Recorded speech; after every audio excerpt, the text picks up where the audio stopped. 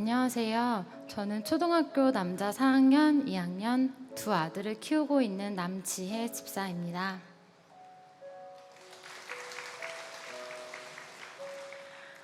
저는 이번에 엄마 먼저 과정을 하게 되었는데요.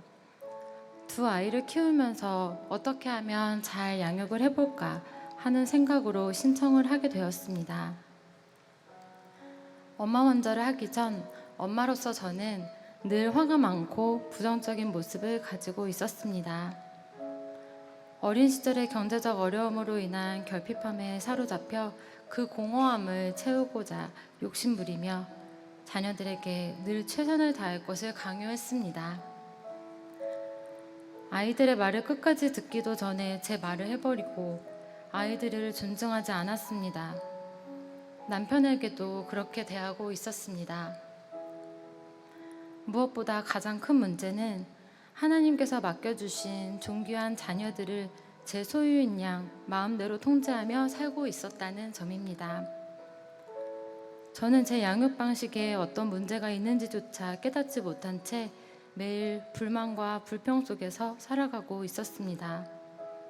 하나님의 은혜가 없었다면 저는 평생 그 어둠 속에서 헤매었을 것입니다.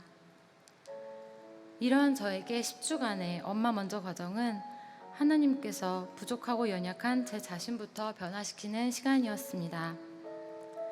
하나님께서는 제가 하나님의 자녀가 되는 특권을 받은 존재, 바로 다이어스저임을 깨닫게 하셨습니다.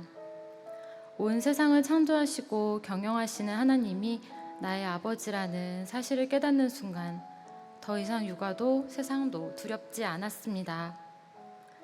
특히 함께한 사모님과 자매님들과의 말씀을 가지고 함께 나누는 시간은 너무나 소중했습니다.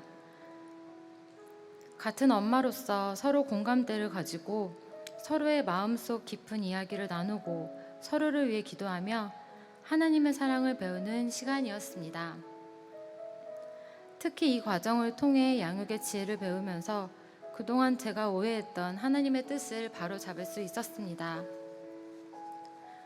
또한 에베소서 2장 10절 우리는 그가 만드신 바라 그리스도 예수 안에서 선한 일을 위하여 지으심을 받으신 자니 이 일은 하나님이 전에 예비하사 우리로 그 가운데서 행하게 하려 하심이라.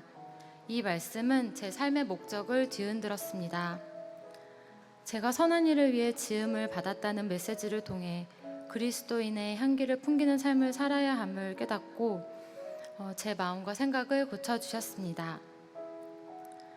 하나님이 아버지가 되시고 제가 하나님의 자녀이고 남편과 아이들도 하나님의 자녀임을 깨닫자 저의 모든 것이 변하였습니다. 제 안에 통제하고자 하는 마음을 내려놓게 되었고 대신 하나님 아버지께 기도로 맡기게 되었습니다. 통제의 우상을 내려놓으니 저의 언어도 달라지기 시작했습니다. 부정적이고 비난했던 말투를 버리고 남편과 아이들을 존중하며 긍정적인 대화를 나누기 위해 노력하고 있습니다.